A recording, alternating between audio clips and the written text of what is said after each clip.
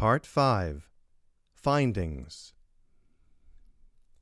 Previously on Ghost Creek. Penny Thompson returned to her family farm after her father died suddenly. Penny is haunted by memories of her mother, who died of cancer when Penny was a teenager, and the tragic death of her brother Eric in a car accident. Penny was resigned to the plan of selling the farm to the town of Westfield, which made a deal with Penny's father to keep the land undeveloped in exchange for a monthly payment. The mayor, Chester Allman, told Penny the open space deal with the town set the sale price at $450,000. Before Penny could sign the deal and go back to the city, she and her old high school sweetheart, Chuck Foreman, now a sheriff's deputy, discovered a body buried in the embankment of the creek out by the cow pasture. Penny suspected that the body was a boy named Oliver. Oliver's letters to Eric, and Eric's suicide note, suggest that Oliver and Eric were lovers, and that Eric's death was no accident. Who murdered Oliver, and why, was still a mystery. Part 5. Findings. The next morning, Chuck logged into the National Crime Information Center computer system and searched for a missing person named Oliver, with the address listed on the letter to Eric Thompson. It didn't take long for him to confirm that Oliver Epstein was reported missing 2 months before Eric's death.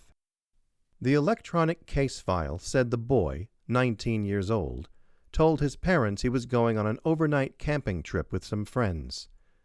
When he didn't return, Oliver's father contacted the supposed camping companions, who confirmed that Oliver never showed up for the trip. Oliver was reported missing and never found. The file closure entry concluded that the boy had probably run off voluntarily. There was no indication of foul play. A phone call to an officer in the Missing Persons Department netted Chuck a set of dental records. He compared it to the medical examiner's report on their body. It was an obvious match. Chuck reported to Sheriff Jack Baskins that they had an ID. Chuck left the sheriff's office and took a walk, despite the oppressive heat. He needed time to think. Oliver Epstein left his home, lying to his parents about where he was going. He apparently came to Westfield, presumably to visit Eric Thompson. Then somebody killed Oliver and buried his body on the Thompson farm. There was no getting around it. The two most likely suspects were Gary and Eric Thompson. Penny continued to insist that Chuck not tell anyone about Eric's suicide note or the personal letters from Oliver. Chuck was conflicted, but agreed that it didn't really matter, since both Eric and Gary Thompson were dead. There was no need to give the town's gossip mill any grist. It was sufficient that they had discovered the identity of the body and could notify his family so they could have some closure. Chuck told Sheriff Baskins that Penny remembered a conversation in which Eric mentioned a friend named Oliver who lived in the city. He fibbed that, on a hunch, he checked the database and discovered the record of a missing boy named Oliver, whose disappearance was a few months before Eric Thompson's death. He requested the dental records, which matched their corpse. It was a plausible scenario, and nobody asked any additional questions. Penny formally requested a leave of absence from her job in the city. When she explained about the murder investigation and the uncertainty about the disposition of the farm, her boss told her to take as much time as she needed. He also said he would be hiring a temp to cover her work while she was away. Penny worried that she might be replaced if she didn't go back before the new temp got comfortable. Not that she loved her job. It was one more thing to keep her up at night, along with the accumulating number of ghosts belonging to all the people who had died on the Thompson farm. Saturday morning, a strange car rolled up the gravel drive, causing Duke to bark furiously. Penny was in the barn. The new starter for the tractor had arrived on a dusty brown UPS truck that morning. She wiped grease and sweat from her hands and face, then called for Duke, who quieted and sat at Penny's side, a rumbling growl still percolating in the Labrador's throat. A woman emerged from the red Toyota, wearing a mauve linen jacket over blue jeans and a white T-shirt. She had short brown hair and dark sunglasses, which she removed and rested on her head. "Penny Thompson?" she called out brightly. "It's the Thompson Ranch." Penny wasn't going to concede anything to this unknown woman, no matter how non-threatening she seemed. "My name is Andrea Townsend. I'm a freelance reporter. I've been following the story about you and your farm, and I'd like to talk to you for a few minutes, if you don't mind." She casually leaned against the car's front quarter panel, while Penny scrutinized her. The woman bent down and called out to Duke. "What's your name, sweetie?" She held out an open palm. Duke trotted over and licked the woman's hand, after which she scratched behind the lab's ear while his tail wagged enthusiastically. Having obtained Duke's seal of approval, Penny took a few steps closer. "Talk about what?" "About your father, and the boy they found buried in your field, and about your plans for the farm. I think there's a real story here, and I'd like to tell it." "Who's paying you?" "Nobody yet. I'm writing this on spec. If it's good, I'm sure I'll find somebody who wants to publish it." Penny walked toward the reporter, crouching to stroke Duke's back. "What makes you think there's anything here worth writing about?" "Mostly the real estate angle. That's my specialty. Real estate." "This old farm isn't very interesting, is it?" "Well, the farm sits in an interesting spot, with a bunch of other undeveloped land around it in a nice location near the interstate. If you sold it, and if somebody else owned the property on either side, it could be a pretty big development or industrial park." "Maybe." Penny was immediately skeptical. "But this farm is designated as open space under an agreement with the town, so developing it isn't going to happen." "What if you sell?" the reporter pressed. "I guess that's up to me, isn't it?" Duke circled between the two women. "That's why I'm so interested." Andrea pulled out a small spiral notebook and a pen. "I don't want to be interviewed, Miss Townsend." "Would you give me a copy of the agreement document with the town? I'd love to see what's really in it." "I don't have a copy." Penny grabbed Duke's collar, holding him next to her. "I'm going to have to ask you to leave." The reporter put away her notebook and pulled out a business card, handing it to Penny. "Fine, I'll go. But if you decide you want to talk, please give me a call." "I don't think so, but I'll call you if something changes." Penny patted Duke's head while watching the reporter's car kick up a cloud of dust on its way to the main road. Out in the north field, green sprouts with wide leaves emerged from the dry soil in randomly spaced clumps. Pumpkin plants. Penny meandered through the rows that should have been carefully planted by now, not expecting to see anything but dirt and weeds. She guessed that some seeds had spewed forth from the prior season's unclaimed, rotted pumpkins. The seeds had taken root during the torrential summer rains. "Nature," she laughed to herself. "You just can't keep it down." The scattered plants were only a tiny fraction of a full crop, but they were growing. Unlike nature, the old tractor did not regenerate itself. Years of sitting idle had sapped its strength. Penny doggedly persisted in working on the engine, with and without Chuck's assistance. But each day she walked away, sweaty and covered with grease and dirt, without success. She hoped the new starter would do the trick. Perhaps tomorrow she would enlist Chuck's help finishing the installation. Standing under her father's shower, She thought of how her work in the barn seemed as futile as her work back in the city. She had toiled at her marketing job for a year since graduation, but each day felt like a chore. 2 months earlier, she started looking at job boards for opportunities at other companies. She didn't feel like she had a career, just a job. If she got the old tractor running, she would feel a sense of accomplishment she never had at the launch of a new advertising campaign for a multinational conglomerate she loathed. Duke's barking prompted her to towel off quickly and throw on clothes. When she stepped back outside, the oppressive heat slapped her in the face and immediately produced perspiration, mostly negating the shower. A yellow school bus lounged on the gravel next to the barn. A middle-aged woman with a green scarf covering her head leaned against the shady side of the bus, smoking a cigarette.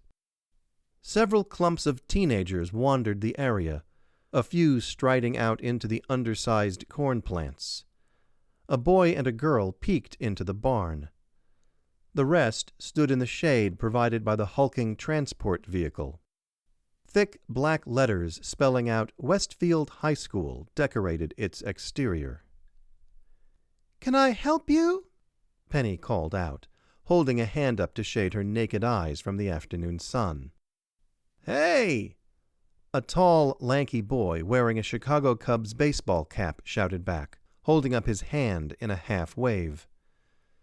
They met at the corner of the house, Duke patrolling the perimeter. "You're Penny Thompson." "Yeah, everybody seems to know that today." "Huh?" The kid tilted his head nearly onto his left shoulder in his confusion. "Well, sure, sorry. I guess that's obvious. Anyway, Mr. Foreman sent us over." "Mr. Foreman? You mean Chuck?" "Yeah, sure. Mr. Foreman. He teaches driver safety at school and supervises some special programs. So we're all doing our summer driving program, and Mr. Foreman told us about you needing some help out here, and, well, he said it could count as our community service." Penny looked around at the assortment of local youth. Only 2 were girls. "You're doing summer detention?" Something like that. It's no big deal, but if you can use us, we'll get credit for the hours. That's what Mr. Foreman said." "He did, huh?" Penny had no interest in babysitting the local delinquent youth, but she recalled telling Chuck that it would be nice to have some help, especially if she was going to plant the pumpkin crop. "Okay. Any of you know how to work a farm?" "Sure, most of us," the tall boy responded. "Fine. What's your name?" "Philip, ma'am." "Don't you dare call me ma'am. Call me Penny, or Miss Thompson. Philip, you're the foreman in charge of the crew. You can start out in the north field. Some pumpkin plants are already sprouting out there from last year's crop. Take your crew and get the rows cleaned up. There are tools in the barn. You coming back Monday?" "Sure am." Her new foreman's face glowed with his new responsibility. "Mr. Foreman told us to come out after our training sessions every day till you tell us we're finished." "Well, that's very nice of him. And of you all. Go on ahead. I'll fix some lemonade." She watched Philip trot off toward the bus, calling out to his compatriots. Maybe the pumpkins would get planted after all. Since she had a crew, all she needed now was some seed. 2 days later, Penny pulled a small wagon on 4 oversized wheels toward the north field. She wore jeans and sturdy boots with a bright yellow tank top. Her skin, which had been ashen white 2 weeks earlier, was now a reddish tan from her exposure to the relentless sun. A 3-gallon cooler filled with ice and lemonade inside the wagon sloshed along the uneven path, which today was muddy from a morning thunderstorm. After calling to her soggy work crew of summer driving school teens, Duke's excited barking pulled her attention back toward the house, where Chuck's Range Rover rolled to a stop. Penny waved and called Chuck's name, prompting him to trudge toward her. Looks like they're working hard, Chuck observed. The kids were huddled around the cooler, greedily dispensing cups of cold refreshment. The sun, as hot as ever, fought its war with the mud.